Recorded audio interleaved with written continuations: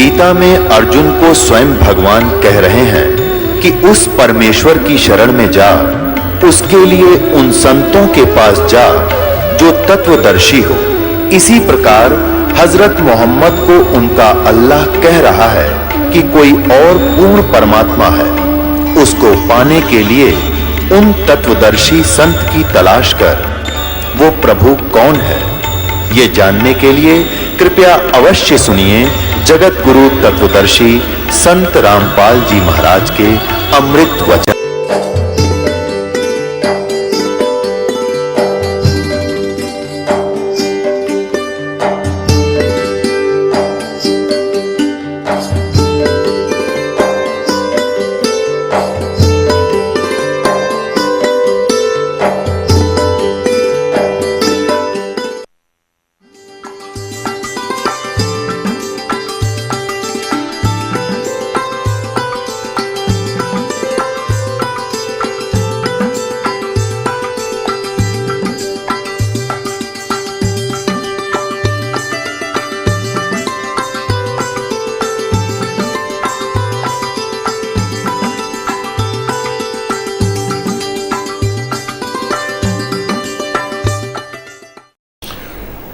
कबीर साहब के बारे में, और आज उस परमेश्वर की वाणी में वो सब रहस्य उजागर हो गया जो सदग्रंथों में लिखा हुआ था, जो पहले वो अपने सिंपल लैंग्वेज में बताया करते थे।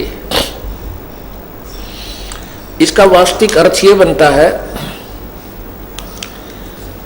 कि हे पूर्ण परमात्मा, वह पूर्ण परमात्मा मनुष्य बच्चे के रूप में जानबूझकर प्रकट होता है। हरिय शिशुम जगानम, शिशुम जगानम हरियतम मर्जंती सुबंती विहीन वहीन मरुता गणेन कबीर गिरभी कावेना कबीर संत सोम पवित्र अत्यति रेभन। कबीर गिरभी यानी कबीर, कबीर माने कबीर, हम इसको कबीर गिरभी ये लिखते हैं कवि की वाणी द्वारा। आगे इसी के 18वें श्लोक में मंत्र में लिखा है कि वो परमात्मा जो पूर्ण परमात्मा आता है वो अपना ज्ञान इन काव्यों के माध्यम से, लोकोक्तियों के माध्यम से, निवचनानियों के माध्यम से, यानी श्लोक 2 पद्य भाग में वर्णित करता है, इसलिए वो प्रसिद्ध कवि कहलाता है। यदि हम इसका अर्थ कवि की वाणी समझकर भी माने, जैसे ये व्याकरण को बताने वाले लोग कहते हैं कि कबीर गिरभी ये बनती है कवि की वाणी, गिरभी माने वाणी द्वारा। तो इसका अर्थ ये बतावें कि हम वो कवि तो 18वें मंत्र में स्पष्ट कर दिया है कि वो परमात्मा जो एक ऋषि रूप में प्रकट होता है, एक मनुष्य जैसा जीवन जीता है, वो अपने तत्व ज्ञान को लोकोक्तियों के माध्यम से वर्णन करता है, जिस कारण से वो प्रसिद्ध कवि की उपाधि प्राप्त करता है। लेकिन वो अमर परमात्मा ही होता है, वो अमर परमात्मा ही होता है। इसमें क्या कहा है कि शिशु जगानम हरियम तम मर्जंती शुभंती वहीन कबीर गिरभी कावेना कबीर संत सोम पवित्र अतिरेभन। इसका अर्थ है कि पूर्ण परमात्मा मनुष्य के बच्चे के रूप में जानबूझकर प्रकट होता है तथा अपने तत्व ज्ञान को उस समय निर्मलता के साथ उच्चारण करता हुआ प्रभु प्राप्ति की लगी विरह की अग्नि वाले मरुत वायु की तरह शीतल भक्त गणेन माने समूह के लिए, यानी पूरे समूह के लिए कविताओं द्वारा कविताओं द्वारा कविता से पवित्र अत्यधिक वाणी अत्यधिक वाणी निर्मलता के साथ कबीर वाणी अर्थात कबीर वाणी द्वारा रेभन ऊंचे स्वर में संबोधन करके बोलता है। जैसे परमात्मा ऊंचे स्वर में अपने शब्द ये दोहे बोला करते थे, कहीं भी खड़े होकर उच्चारण करने लग जाते थे कबीर परमात्मा। उन्हीं के विषय में स्पष्ट किया है वेद में। वो कबीर गिरभी रेभन, वो कबीर वाणी द्वारा ऊंचे स्वर में, रेभन माने आवाज लगाता हुआ बोलता है। कबीर संत सोम, वह परमात्मा, वो कबीर परमात्मा अमर पुरुष ही होता है। अर्थात सत्पुरुष को संत अर्थात ऋषि रूप में स्वयं, अर्थात सत्पुरुषी संत अर्थात ऋषि रूप में स्वयं कबीर देव ही होता है, परंतु उस परमात्मा को न पहचान कर कवि कहने लग जाते हैं। श्लोक 8 में लिखा है, मंत्र नंबर 8 में लिखा है, सूक्त नंबर 9, मंडल नंबर 9, सूक्त 96।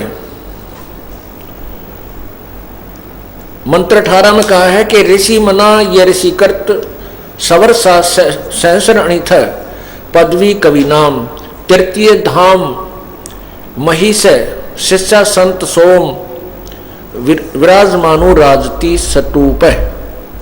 सटूप वेद बोलने वाला ब्रह्म कह रहा है कि जो पूर्ण परमात्मा विलक्षण बच्चे के रूप में प्रकट होता है, वह प्रसिद्ध कवियों की उपाधि प्राप्त करके अर्थात एक संत या ऋषि की भूमिका करता है। उस ऋषि करत, उस संत के द्वारा रची हुई, बोली हुई, बनाई हुई उन कविताओं को, दोहों को, सहस्रानिथ हजारों वाणी, ये आपके समक्ष कबीर सागर इतना मोटा, ये परमात्मा की वाणी उस कबीर वाणी है। ऋषि मना उस संत स्वभाव वाले व्यक्तियों अर्थात भक्तजनों के लिए, जो उनके अनुयायी होते हैं, उनके लिए वो वाणी, वो अमृत वाणी स्वर्ग की तरह सुखदायी होती है। सवर्षा, सवर्षा यानी स्वर्ग जैसी, स्वर्ग के तुल्य सुख देने वाली परमात्मा के द्वारा बोली हुई वो अमृतवाणी उनके अनुयायियों को, बहुत बड़े समूह को वो इतनी प्यारी लगती है। परमात्मा की वाणी बहुत अच्छी लगती है।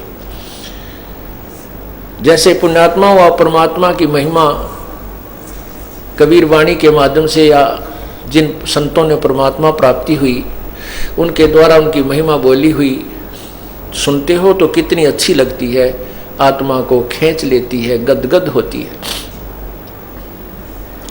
और इसमें स्पष्ट किया कि वो परमात्मा वह अमर पुरुष सोम, वह अमर पुरुष अर्थात सतपुरुष, तृतीय माने तीसरे, धाम माने मुक्ति लोक अर्थात सतलोक की महिष सुदृढ़ पृथ्वी को शिष्या स्थापित करके अनुपश्चात मानव सदृश संत रूप में, संत मानव सदृश रूप में, सटूप ऊंचे टीले रूपी सिंहासन अर्थात ऊपर गुमट में, सतूप माने गुमज भी होता, गुमज ऊपर अर्श कुर्स पर सफेद गुमट है जहां सतगुरु का डेरा परमात्मा की सिंपल वाणी में लिखा है। और ये वेद बता रहे हैं कि ऊंचे टीले ऊपर शतलोक में एक सफेद गुमज के अंदर परमात्मा विराजमानु राजती उज्जवल सथूल आकार अर्थात मानव सदर शरीर में विराजमान है। तीसरे मुक्ति धाम में, जैसे एक लोक तो ये ब्रह्म का है धाम सथान, और दूसरा धाम अर्थात सथान ये परब्रह्म का है, और तीसरा जो पूर्ण ब्रह्म का सत्यलोक है कि वो पूर्ण परमात्मा उस तीसरे धाम में रहता है। अब इसी ऋग्वेद में देखिएगा, इसी ऋग्वेद में देखिएगा कि ये महर्षि दानंद और उनके अनुयायी मानते हैं कि परमात्मा किसी एक स्थान पर नहीं रहता, उनकी अपनी थ्योरी है, अपना लोक वेद है, वो दंत कथा है। और वेद कहते हैं वो पूर्ण परमात्मा तीसरे धाम में रहता है, विराजमान है, अर्थात एक देशीय है। ये कहते हैं परमात्मा एक स्थान पर नहीं रहता, वो एक देशीय नहीं है। और ऋग्वेद मंडल नंबर 9 सूक्त नंबर 96 का मंत्र नंबर 18 स्पष्ट कर रहा है कि वो परमात्मा, इन्हीं के द्वारा अनुवाद में आपको दिखाता हूं कि वो परमात्मा तीसरे मुक्ति धाम में विराजमान है। ये देखिएगा, ये वही ऋग्वेद, ये देखिएगा मंडल नंबर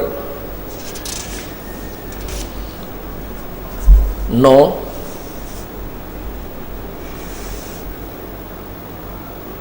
सूक्त 96 और नीचे देखो ये 18 नंबर मंत्र है।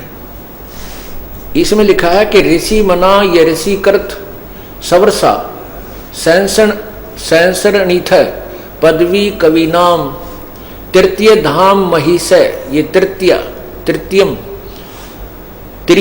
तिरियम धाम महिष शिष्य संत सोम विराजमानु राजती स्तूप।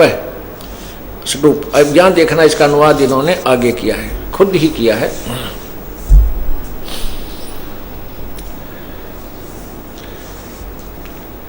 इसमें लिखा है कि सोम स्वरूप परमात्मा पालन की, शीर्षासन लिखा, पालन की इच्छा करता हुआ जो महान वह परमात्मा ये त्रियम धाम देवैन और पितरान इन दोनों से पृथक तीसरा जो मुक्ति धाम है, उस तीसरे मुक्ति धाम है, उसमें विराजमान जो ज्ञान योगी उसको प्रकाश करने वाला है। ये क्या इन्होंने क्या लिख दिया?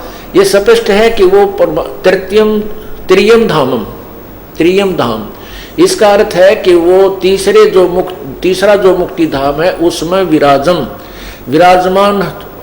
विराजमान है। ये ज्ञान योगी इन्होंने गलत से अपनी तरफ से उलझाने के लिए लिख दिया।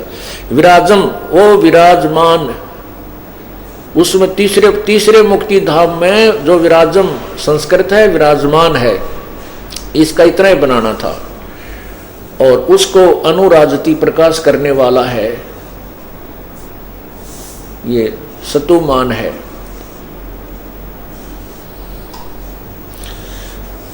अब इससे सिद्ध है कि इन अनुवादकर्ताओं को वेदों का ज्ञान नहीं था।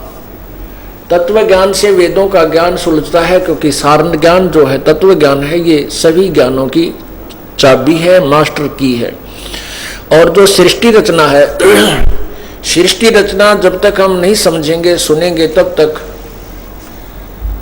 हमारे को कोई भी ज्ञान नहीं होगा। हम किसी भी वेद या किसी सदग्रंथ को नहीं समझ सकते, क्योंकि ये फाउंडेशन है, ये मूल है। जब हम नींव ही नहीं रखेंगे तो महल कहाँ बनेगा?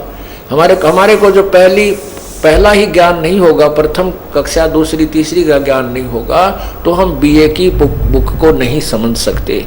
तो हमने पहले प्राथमिक ज्ञान अर्थात सृष्टि रचना के ज्ञान को समझना होगा। और इस सृष्टि रचना को आपने बार बार सुनना चाहिए, बार बार इसके ऊपर विचार करना चाहिए, तब ये ज्ञान आपके समझ में आएगा। क्या बताते हैं? एक धर्मदास नाम के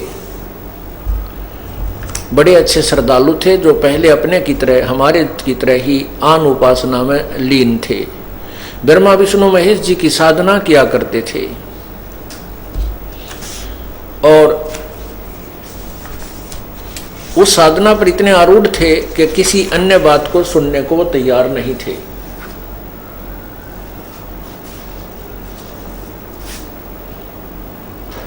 तो प्रभु उनको कबीर परमात्मा पूर्ण ब्रह्म उनको मिले, धर्मदास जी को मिले।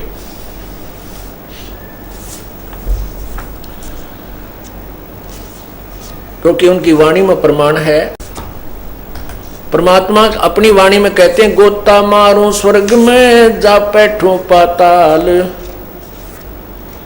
गरीबदास ढूंढता फेरूं हीरे माणिक लाले।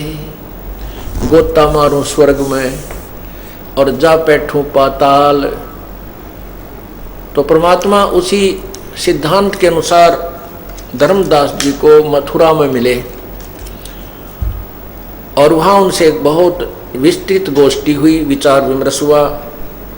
प्रारंभ में तो धर्मदास जी मानने को तैयार नहीं था, लेकिन परमात्मा के तत्व ज्ञान के सामने उसने घुटने टेकने पड़े और फिर ऐसी श्रद्धा से लगा जैसे आप लोग अब इस तत्व ज्ञान को समझकर कितने आरूढ़ हो गए हो। परमात्मा ने आपको पिछोड़ कर देखा। परमात्मा ने शायद यही देखना चाहा होगा कि ये बच्चे तत्वज्ञान से परिचित हैं या नहीं हैं। तो प्रभु ने ये तूफान छोड़ा, हमारा आश्रम भी छीन लिया, आश्रम पर आक्रमण किया और हम निर्दोषों को जेल में डाल दिया। 2 वर्ष तक, लगभग पौने 2 वर्ष तक तुम इधर उधर भटकते रहे।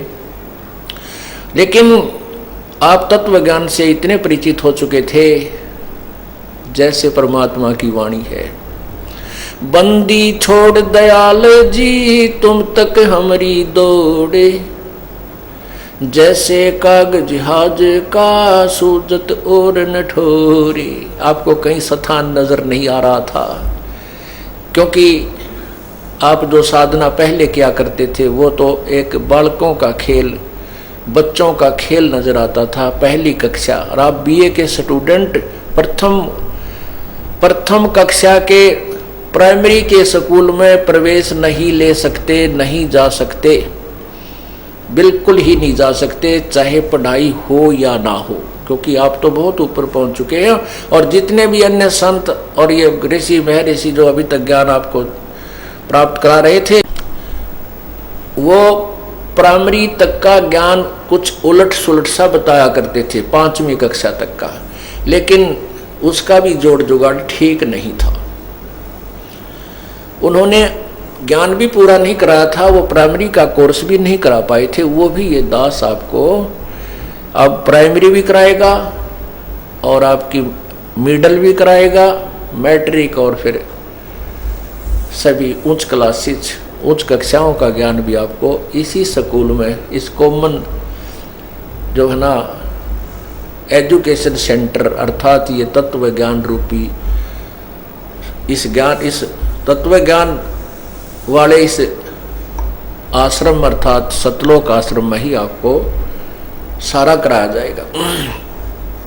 तो उसने धर्मदास जी इतने आरूढ़ थे पहले उस दूसरे ज्ञान पर, अधूरे ज्ञान पर, आन उपासना पर।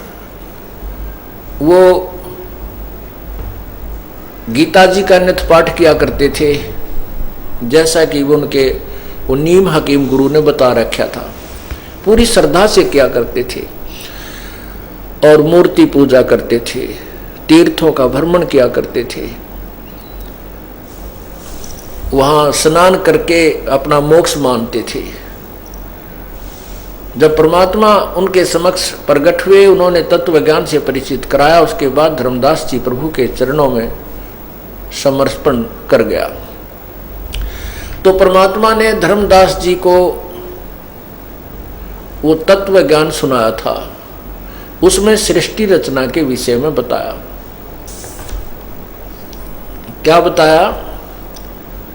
धर्मदास ये जग बोराना, कोई न जाने पद निर्वाण, यही कारण मैं कथा पसारा, जग से कहिए एक राम नियारा। धर्मदास जी को सृष्टि रचना सुनाकर महात्मा ने ये कहा, यही ज्ञान जग जीव सुनावो, सब जीवों का भरम नसावो। अब मैं तुमसे कहूँ चिताई, त्रिदेवन की उत्पत्ति भाई।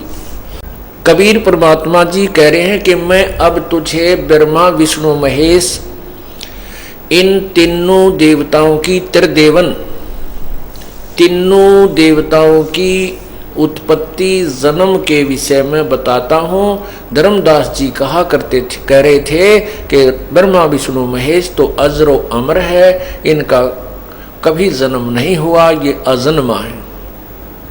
इनके फिर माता पिता का तो क्वेश्चन ही नहीं है, प्रश्न ही नहीं। तो परमात्मा कहते हैं धर्मदास जी कि अब मैं तुझे ब्रह्मा विष्णु महेश की उत्पत्ति के विषय में बताता हूं। अब मैं तुमसे कहूं चिताई, त्रिदेवन के उत्पत्ति भाई। कुछ संक्षेप कहूं गहराई, सब संशय तुमरे मिट जाई। बरम गए जग वेद पुराना, आदि राम का भेद न जाण्या। आदि राम का, ये वेद पुराणों को पढ़ रहे हैं लेकिन इनको समझ नहीं पाए। वेद पढ़े पर भेद न जाने, ये बातें पुराने 18। इनको ना समझकर वेद और पुराणों को भी नहीं समझा अच्छी तरह इन लोगों ने, ऋषियों ने, महर्षियों ने, संतों ने, गुरुओं ने, इन ब्राह्मण पंडितों ने इनको अच्छी तरह ना समझ करके इन भोली आत्माओं को मूर्ति पूजा पर आरूढ़ कर दिया। आन उपासना के ऊपर लगा दिया। क्या बताते हैं? भरम गए जग वेद वेद पुराना, आदि राम का भेद न जाण्या। आदि पुरुष परमेश्वर परम अक्षर ब्रह्म के विषय में जानकारी नहीं हुई। गीता जी के अध्याय नंबर 8 के मंत्र नंबर 1 में अर्जुन ने पूछा कि प्रभु आपने जो अध्याय नंबर 7 के मंत्र 29 में उस तत्ब्रह्म के विषय में जो कहा है, वो तत्ब्रह्म क्या है, उसके विषय मुझे बताइए। गीता ज्ञान दाता प्रभु ने, ब्रह्म ने गीता जी अध्याय नंबर 8 के श्लोक 3 में स्पष्ट किया है कि वह परम अक्षर ब्रह्म है।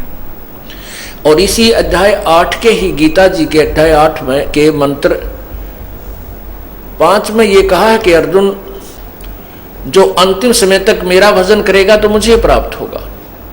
गीता जी के अध्याय नंबर 8 के श्लोक 6 में स्पष्ट किया है कि ये नियम है कि अंत समय तक, अंत समय में जो भी जिस भी इष्ट की भक्ति करता हुआ शरीर छोड़कर जाएगा, जिसकी अंत समय में जिस भी देव में आस्था होगी उसी को प्राप्त होता है। ये नियम है।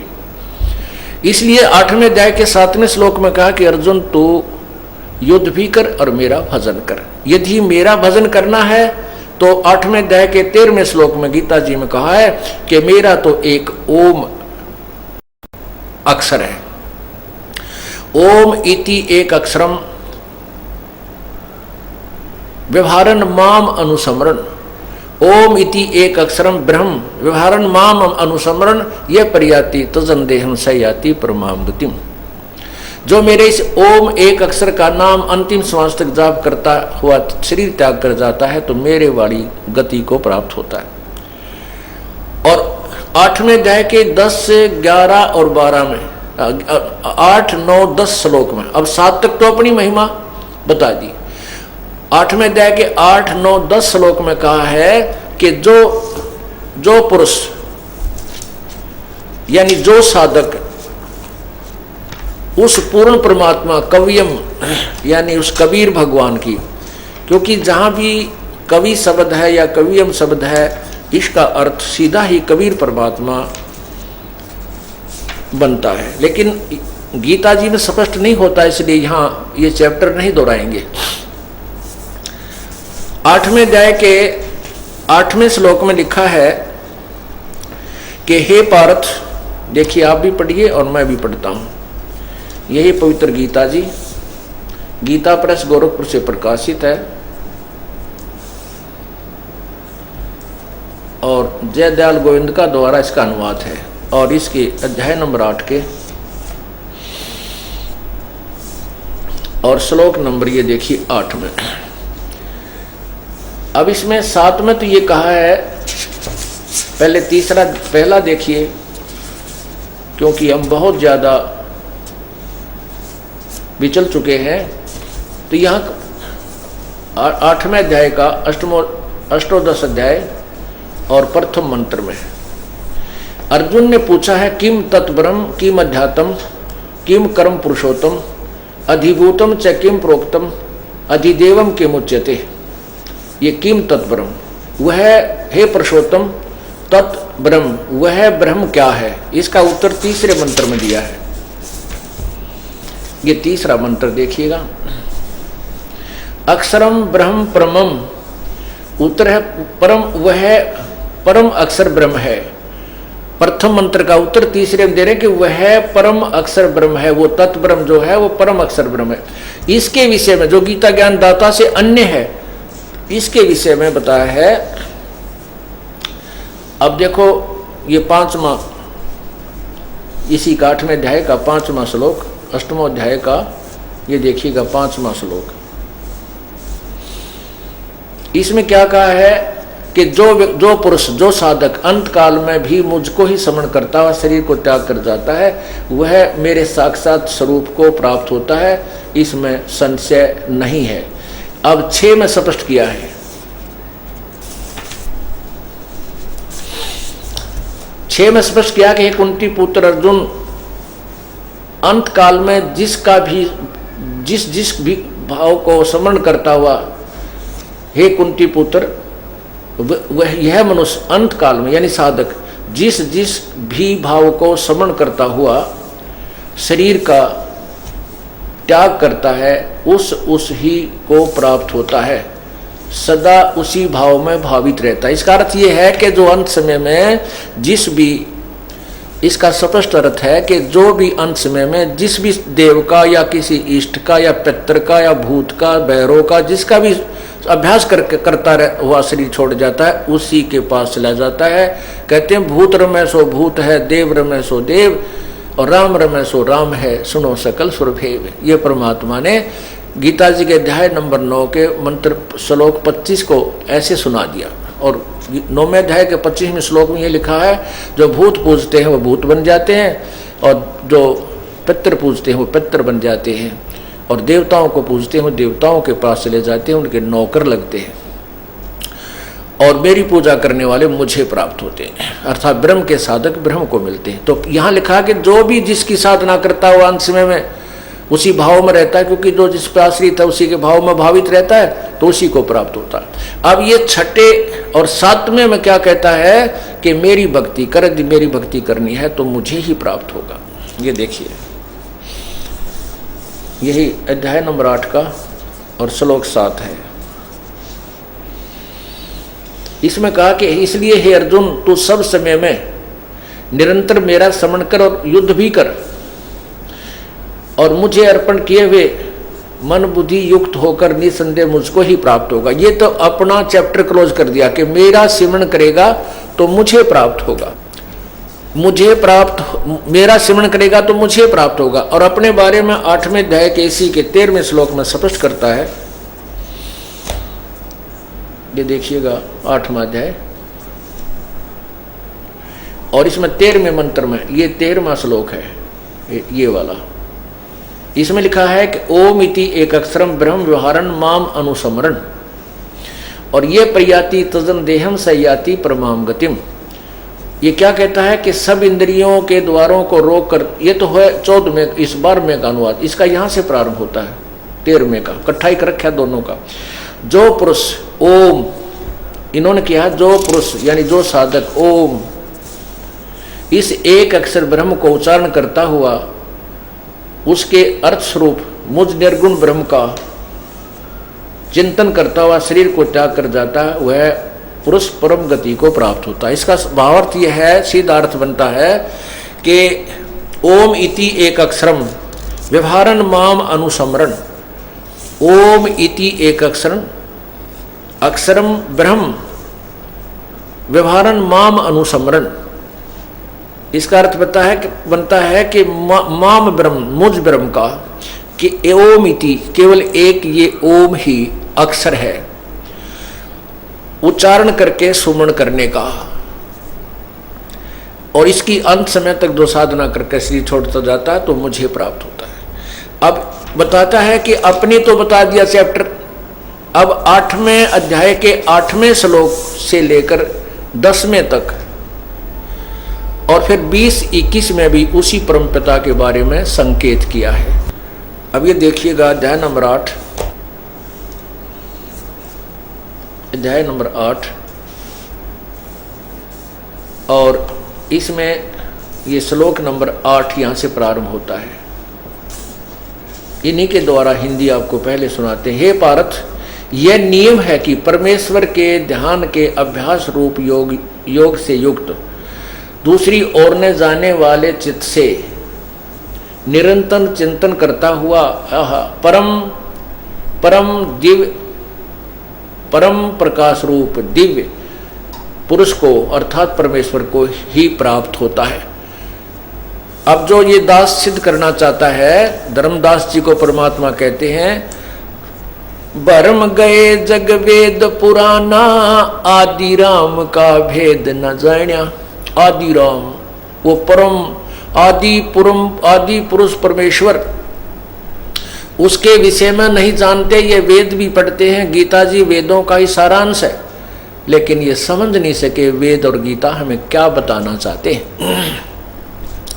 अब 8वें अध्याय का ही 9वां श्लोक देखिएगा। जो पुरुष, संस्कृत देखिएगा, इसमें कव्यम शब्द है। ये कवियम पुराणम अनुशासितारम अणो अणियांसम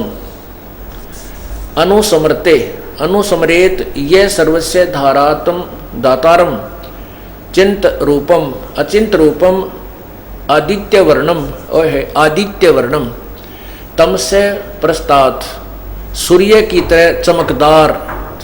तरह चमत्कार कौन को होगा? चमकदार जो साकार है, जैसे सूर्य साकार है ऐसे प्रभु भी साकार है। इसे सिद्ध होता आदित्य वर्णम।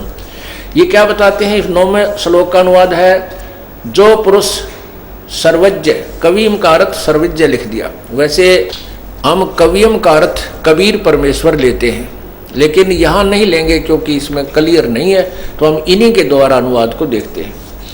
जो पुरुष सर्वज्ञ, अनादि, सबके नियंता, सूक्ष्म से अति सूक्ष्म, सबके धारण पोषण करने वाले अचिंत स्वरूप, सूर्य के सदृश नित्य चेतन प्रकाश रूप, सूर्य की तरह प्रकाशमान, अविद्या से अति परे सच्चिदानंद घन परमेश्वर का स्मरण करता है। अब 10वें श्लोक में क्या कहा है? 8वें अध्याय के गीता जी के श्लोक नंबर 10 में, वह भक्ति युक्त पुरुष अंत काल में भी योग बल से, यानी भक्ति की साधना से, भ्रकुटी के माध्यम से प्राणों को अच्छी प्रकार स्थापित करके फिर निश्चल मन से स्मरण करता हुआ उस दिव्य परम पुरुष सोए हुए, उस दिव्य परम पुरुष परमात्मा को ही प्राप्त होता है। उस अन्य कोई परमात्मा है जो इस गीता ज्ञान दाता से भिन्न है। और इसके विषय में 15वें अध्याय के, गीता जी के अध्याय नंबर 15 के प्रथम मंत्र में भी पूर्ण स्पष्ट लिखा है। ये देखिएगा 15वां अध्याय, पंचदशो अध्याय, इसके प्रथम श्लोक में लिखा है, ऊर्ध्व मूलम अधः साकम अश्वत्थम प्राहु अव्यम छंदासी यस्य प्रणानी यह तम वेद स वेदवित। आदि पुरुष परमेश्वर मूल वाले। ये उल्टा लटका हुआ संसार रूपी वृक्ष है। ये उल्टा लटका हुआ संसार रूपी वृक्ष है जो मूल है, यानी जो जहाँ से सारी सृष्टि की उत्पत्ति हुई है, वो आदि पुरुष परमेश्वर है, वो आदि राम है, वो आदि भगवान है, सबसे पहले वाला प्रभु, जिसको परिभू कहते हैं। परिभू स्वयंभू, वो सबसे पहले वाला परमात्मा, ये गीता जी भी प्रमाण करती है। तो यहाँ क्या बताते हैं कबीर परमात्मा उस अमर वाणी में अपने सिंपल लैंग्वेज में जो दिया है तत्व ज्ञान, 5वां वेद, उसमें कह रहे हैं कि भरम गए जग वेद पुराना, आदि राम का भेद न जान्या। अब कुछ संक्षेप, ज्ञानी सुने सो हृदय लगाई, मूर्ख सुने तो गम ना पाई। बुद्धिमान व्यक्ति इतने प्रमाणों को देखकर, सामने आंखों के सामने देखकर, सुनकर, तो तुरंत सीने से लगाएंगे इस ज्ञान को, बड़े प्रसन्न होंगे। ज्ञानी सुने सो हृदय लगाई, मूर्ख सुने तो समझ में न आई। जो मूढ़ है, इतना प्रमाण देखकर भी नहीं मानते, उनको मूर्ख कहा है, मूढ़ कहा है। उनके विषय में परमात्मा कहते हैं, चातुर प्राणी चोर हैं, ये मूढ़ मुग्ध हैं ठोठ, ये संतों के नहीं काम के, इनको दो गलजोट। जो वो नकली संत, वो चतुर प्राणी संस्कृत बोल के वेदों की आड़ ले करके झूठा ज्ञान प्रचार कर रहे हैं। और वो मूढ़ आदमी जो उन चातुर व्यक्तियों की बातों को अभी श्रेष्ठ मान रहे हैं, तो वो मूर्ख हैं, मूढ़ है। उनके विषय में कहा कि वो हमारे काम के कोनी, वो तो उन न जोगे हैं, उन कट्ठे, उनको एक जैसे पशुओं को एक ही रस्से से दो तीनों को इकट्ठा बांध दिया करते, उनको गलजोट कहा करते थे, गलजोट बनाया करते थे। तो कहते हैं चातुर प्राणी चोर हैं और ये मूढ़ मुग्ध हैं ठोठ, ये संतों के नहीं काम के, इनको दो गलजोट, इन इकट्ठे पड़े रहने दो वहीं पर उन्हीं के पास, ये काम भक्ति योग्य नहीं है। तो यहां ये बताना चाह रहे हैं, ज्ञानी सुने सो हृदय लगाई, मूर्ख सुने तो गम न पाई। वो नहीं समझ सकता मूर्ख, जिसका विचार ही नहीं इतना ऊपर उठता कि जो सामने प्रमाण है, वेद और गीता सब प्रत्यक्ष बता रहे हैं कि वो परमात्मा कोई और है। और गीता जी में चौथे अध्याय के 34वें श्लोक में स्पष्ट भी किया है कि उस पूर्ण परमात्मा के विषय में गीता ज्ञानदाता कहता मैं नहीं जानता, उसके लिए किसी तत्वदर्शी संत की खोज करो और उनको दंडवत प्रणाम करो, विनम्र भाव से उस परम तत्व को, पूर्ण परमात्मा के यथार्थ ज्ञान को पूछो, फिर वो खुश होकर के तुम्हें उस तत्व ज्ञान का ज्ञान कराएंगे, उस परमात्मा के तत्व ज्ञान से परिचित कराएंगे। फिर जैसे वो साधना के ऐसे करना, उसकी भक्ति साधना से फिर कभी लौटकर संसार में नहीं आओगे। और मेरी भक्ति करनी है तो चौथे अध्याय के 5वें श्लोक में और दूसरे अध्याय के 12वें श्लोक में गीता ज्ञानदाता कहता है तेरे और मेरे बहुत जन्म हो चुके हैं, आगे भी होंगे। ये मत सोच कि हम अभी जन्म हुए हैं, आगे भी होंगे, पहले भी जन्मते मरते रहे। तो इस प्रकार बताया है कि यदि तूने उस पूर्ण परमात्मा की भक्ति करनी है और पूर्ण मोक्ष प्राप्त करना है तो तत्वदर्शी संत की खोज करके उनके बताए मार्ग के अनुसार भक्ति कीजिए, फिर तेरा पूर्ण मोक्ष हो जाएगा। तो यहां बता रहे हैं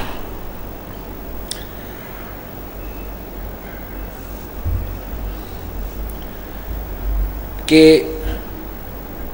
अब मैं तुमसे कहूं चिताई, इस त्रिदेवन है, त्रिदेवन की उत्पत्ति भाई। अपने आत्मा आपको ये त्रिदेवन दिखाता हूं, इस तीनों देवताओं की माता कौन है।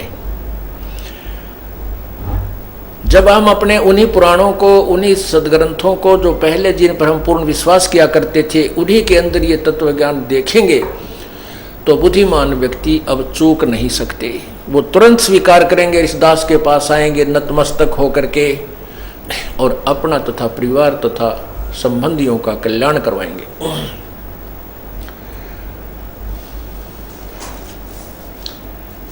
अब आपको दिखाता हूं शिव पुराण।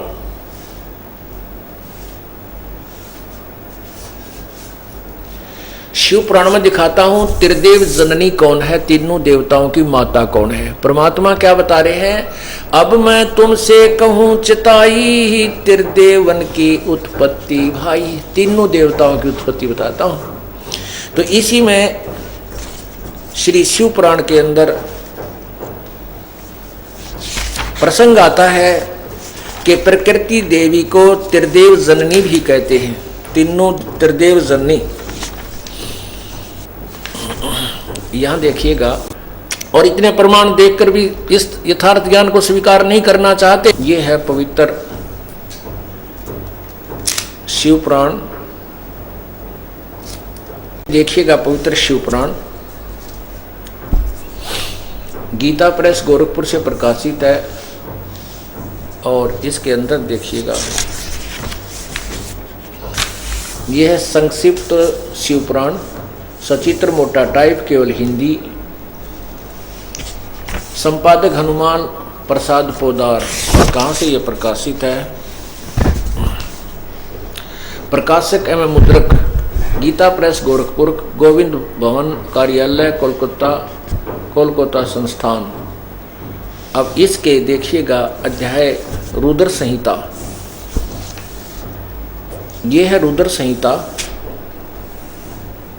संहिता और इसके अध्याय नंबर 6 में ये 5 यहाँ समाप्त हो जाता है। रुद्र संहिता का 6ठा अध्याय प्रारंभ होता है। इसमें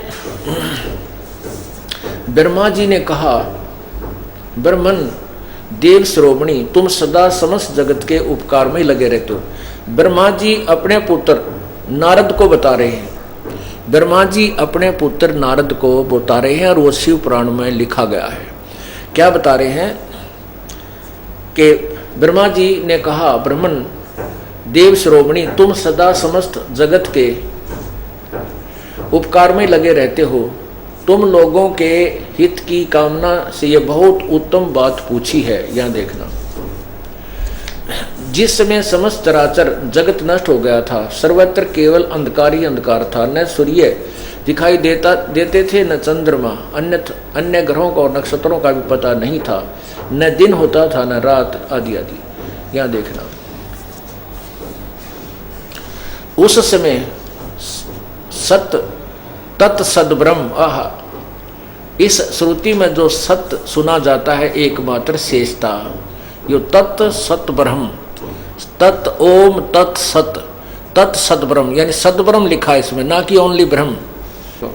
उस समय तत् सद्ब्रह्म, इस श्रुति में जो सत्य सुना जाता है एकमात्र वही शेष था। अब इन्होंने जैसा ज्ञान है, यहाँ देखना, अब इन्होंने आगे बताया है,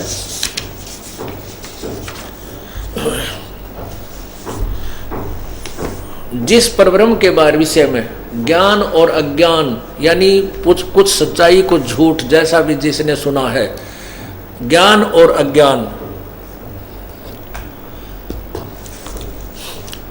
जिस परब्रह्म के विषय में ज्ञान और अज्ञान से परिपूर्ण उक्तियों द्वारा इस प्रकार ऊपर बताए अनुसार विकल्प किए जाते हैं, उसने कुछ काल के बाद सृष्टि समय आने पर द्वितीय की इच्छा प्रकट की।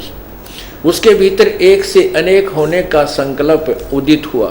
तब उस निराकार परमात्मा ने अपनी लीला शक्ति से अपने लिए मूर्ति अर्थात आकार की कल्पना की। नीचे देखो, जो मूर्ति रहित परब्रह्म है उसकी मूर्ति चिंताकार भगवान सदाशिव है। अब यहाँ सदाशिव के ऊपर थोड़ा विवेचन किया जाएगा। अब ब्रह्मा जी, जब आपने देवी भागवत महापुराण के तीसरे सकंद के अध्याय नंबर 5 और 4 में देखा, ब्रह्मा जी कहता है कि मैं जब उत्पन्न हुआ, मैं कमल के फूल पर बैठा था, मुझे नहीं मालूम मैं कहाँ से जन्म हुआ, मेरा उत्पत्ति करता कौन है। इससे सिद्ध है कि ब्रह्मा जी द्वारा दिया गया ये पुराण कंप्लीट नॉलेज नहीं है, ये पूर्ण ज्ञान नहीं है, ये अपने से पहले के विषय में कुछ नहीं जानता। उसके लिए जो भी सुनाया है, क्योंकि पूर्ण परमात्मा ने आकर ब्रह्मा जी को भी ये ज्ञान सुनाया था, लेकिन इसके हृदय में काल ने स्वीकार नहीं करने दिया, तो उसको मिला रहा है, उस सुने सुनाए को, कुछ अपने अनुभव को बता रहा है। तो यहाँ कहता है कुछ ज्ञान और अज्ञान युक्त जो भी मैंने सुन रखा है वो तुझे बता रहा हूँ। ये कवि तो कहता है कि केवल एक तत्सद ब्रह्म, वह अविनाशी परमात्मा ही एक शेष था जब महाप्रलय हो जाती है, और दूसरी तरफ उसी को अब कहता है वो परब्रह्म, और फिर कहता है वो निराकार परब्रह्म फिर साकार बन गया, सदाशिव उसने रूप धारण कर लिया।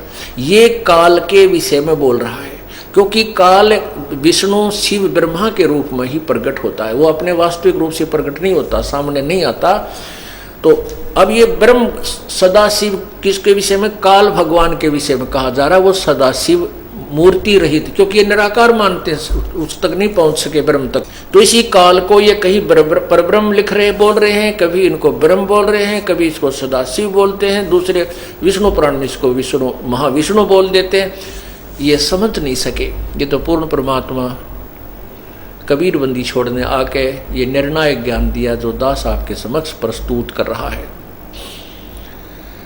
तो क्या बताया है कि वो सदा शिव जो है वो काल भगवान, ये ज्योति निरंजन सदा शिव रूप में प्रकट हो गया, दिखाई देता है। ये शिव के रूप में, जब शिव से कोई दूसरा शिव दिखता है तो उसको सदाशिव बोल देते हैं, महाशिव बोल देते हैं। जैसे आपने देवी पुराण श्री देवी मद भागवत पुराण में पढ़ा था, सुना कल, कि ब्रह्मा विष्णु महेश को दुर्गा ने विमान में बैठाकर, वो तीसरे स्कंद में वर्णन है श्री देवी भागवत महापुराण में, तो ऊपर उठाया, ऊपर भेजा, वहाँ एक ब्रह्मा और देखा, एक विष्णु और देखा, एक शिव और देखा। ये कौन है? कहते हम नहीं जानते ये कौन है।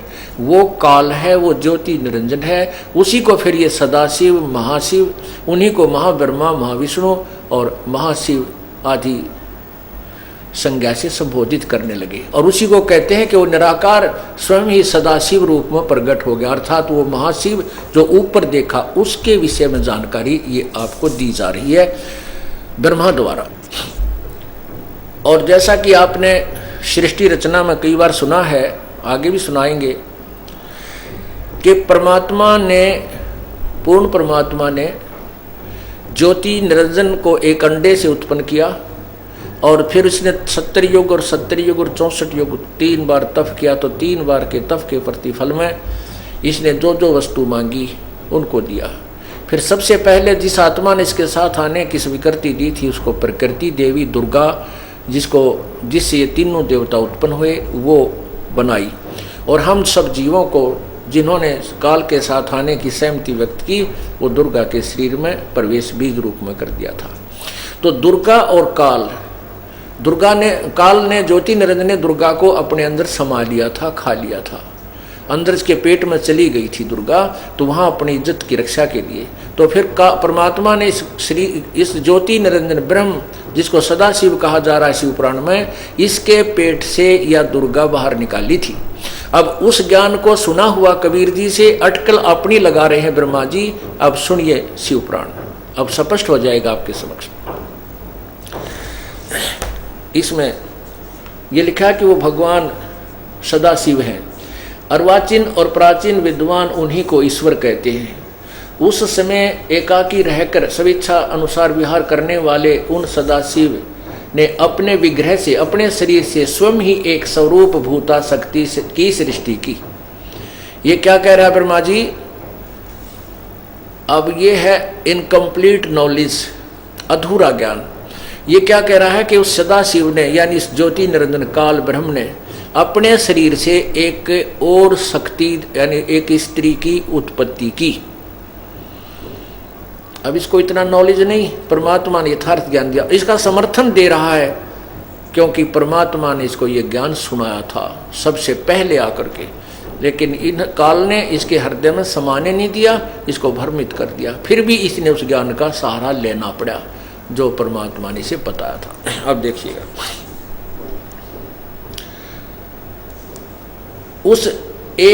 उस समय एकाकी रहकर स्वेच्छा अनुसार विहार करने वाले उन सदाशिव ने, इस ज्योति निरंजन काल ने अपने विग्रह माने शरीर से स्वयं ही एक स्वरूप भूता शक्ति यानी स्त्री की सृष्टि की, जो उनके अपने श्रीअंग से कभी अलग होने वाली नहीं थी।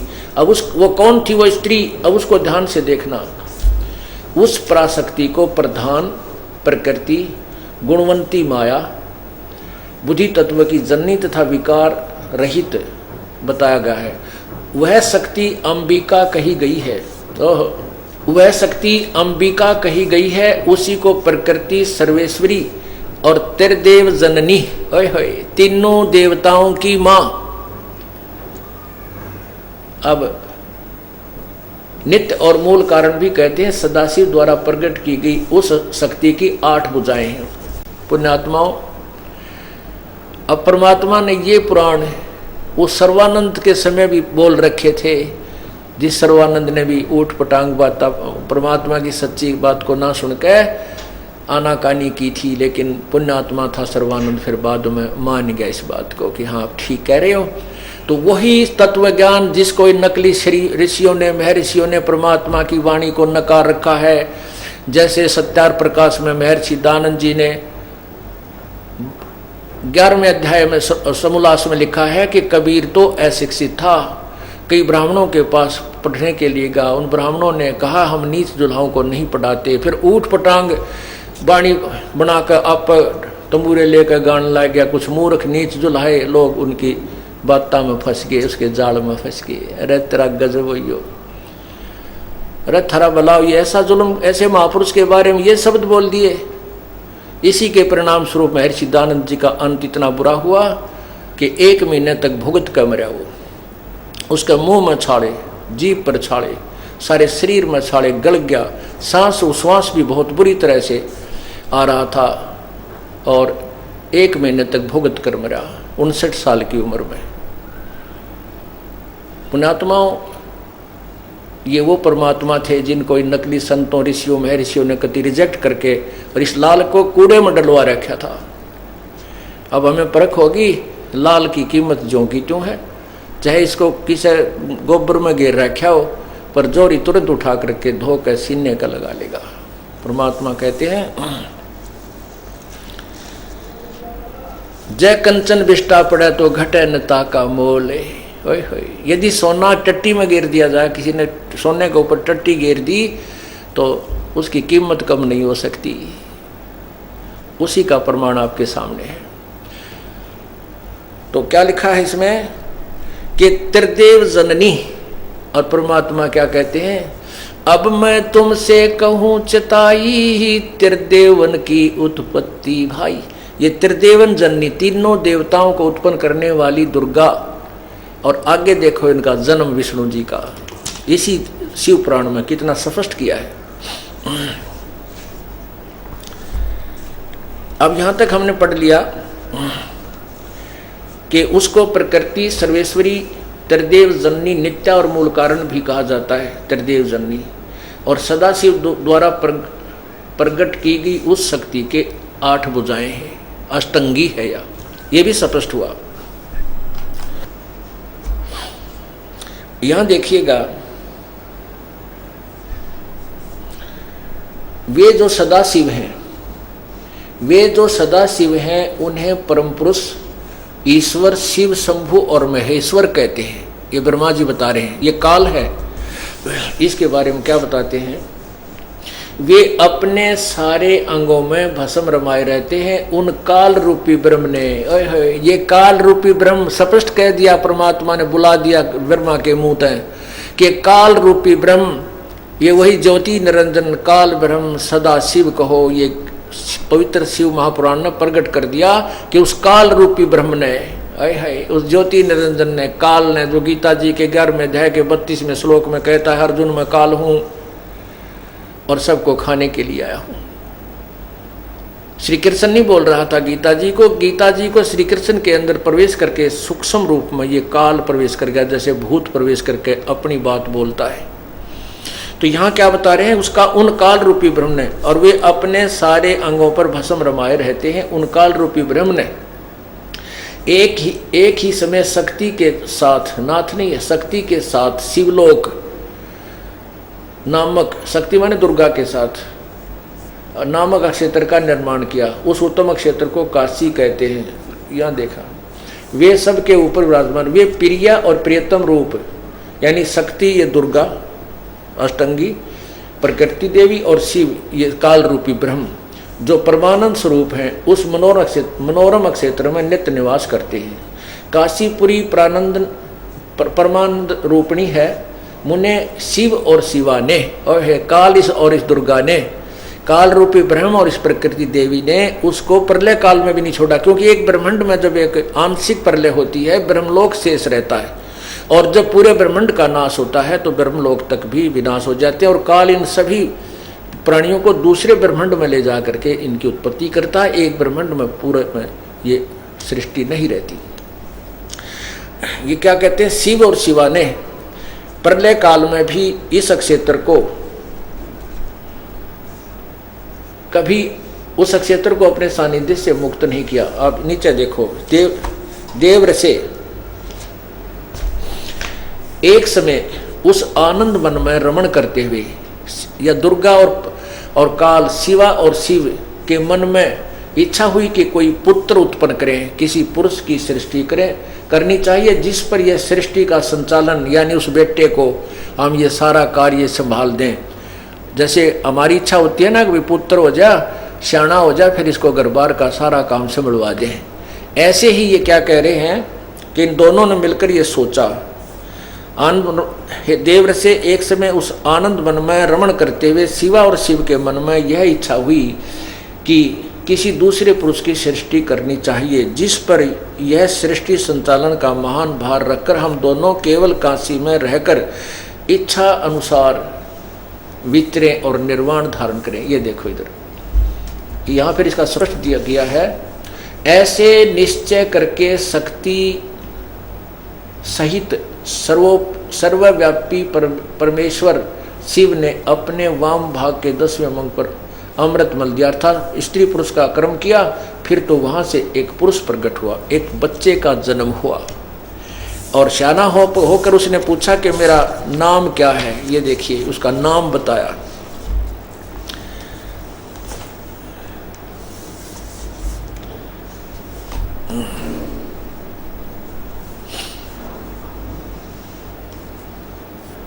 शिव ने कहा, ये देखो, शिव ने कहा वत्स, वो जो बच्चा उत्पन्न हुआ तो उसने कहा कि मेरा नाम बताइए।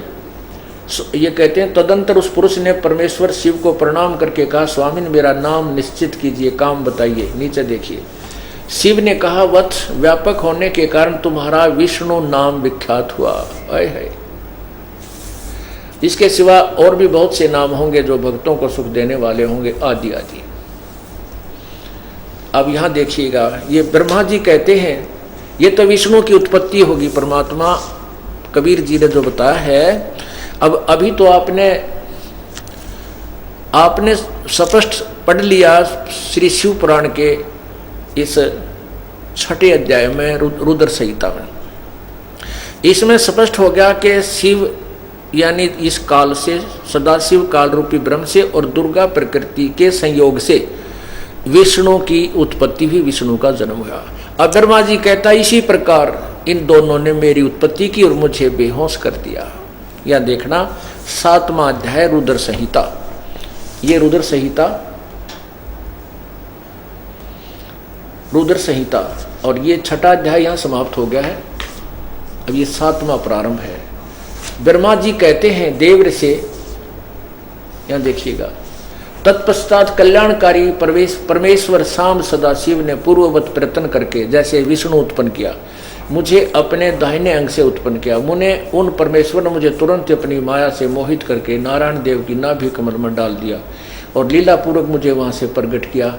इस प्रकार उस कमल से पुत्र के रूप में मुझे हिरण्यगर्भ का जन्म हुआ। अब पुण्यात्माओं, परमात्मा की वो अमर वाणी तत्व ज्ञान समझने में अब बहुत सुविधा हो जाएगी। अब निसंशय हो गए कि ये जो ज्ञान दास बता रहा है परमात्मा के द्वारा 600 वर्ष पहले बोला हुआ, जिस समय कबीर जी को अशिक्षित और ज्ञानी कहा करते थे, नकली संत ऋषि महर्षि, और उस महापुरुष ने, उस परमात्मा ने वही तत्व ज्ञान, वो गूढ़ रहस्य वेद और सदग्रंथों का, शास्त्र और पुराणों का अपने सिंपल लैंग्वेज, साधारण भाषा में युक्त उस सार ज्ञान में, तत्व ज्ञान में लिखा हुआ है। और आज ये पुराण, शिव पुराण जो संस्कृत से अनुवादित है, इन्हीं के द्वारा अनुवादित है। दास ने तो अपनी तरफ से कुछ नहीं मिला, केवल इन दोनों को कंपेयर करके परमात्मा की महिमा आपके हृदय में सत्य को सत्य जचाया है। सत्य को सत्य ही सिद्ध करने के लिए इन सभी सदग्रंथों का सहयोग दास ले रहा है। वैसे तो ये पहले भी सत्य था, लेकिन तुलनात्मक तरीके से जब तक आंखों नहीं देखेंगे तो हमें वो सत्य भी असत्य नजर आती है, क्योंकि हमने उस असत्य को हजारों लाखों बार सुन रखा है। वो असत्य भी बार बार सुनने से हमारे हृदय में सत्य बनकर जगह बनाए बैठी है। अब इस सत्य को देखेंगे तो फिर ये भाग जाएगी सत्य, असत्य नहीं टिकेगा। सूर्य के सामने अंधकार नहीं रुकता। तो परमात्मा कहते हैं, और ज्ञान सब ज्ञानड़ी, कबीर ज्ञान सो ज्ञान, जैसे गोला तोब का करता चले मैदान। और ज्ञान सब ज्ञानड़ी, कबीर ज्ञान सो ज्ञान, और जैसे गोला तोब का इब करता चला मैदान।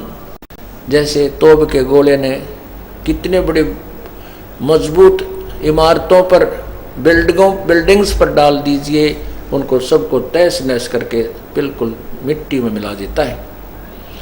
तो ऐसे ही ये पूर्ण परमात्मा का ज्ञान है जो नकली किले बना रखे थे इन संतों में ऋषियों ने, अपने अपने अनुभव के सदग्रंथ गढ़ रखे थे। अब ये उनके ज्ञान ऐसे ढह जाएंगे जैसे तोप का गोला साफ मैदान कर देता है। इनकी कोई आंट नहीं रहेगी, ये आपको बाधक नहीं बनेंगे। जो अधूरे ज्ञान युक्त शास्त्र उन ऋषियों महर्षियों संतों के अनुभव के हैं, वो आपको कति व्यर्थ बेकार नजर आएंगे। इसलिए तत्व ज्ञान आपको रह रहकर सुनाया जाता है।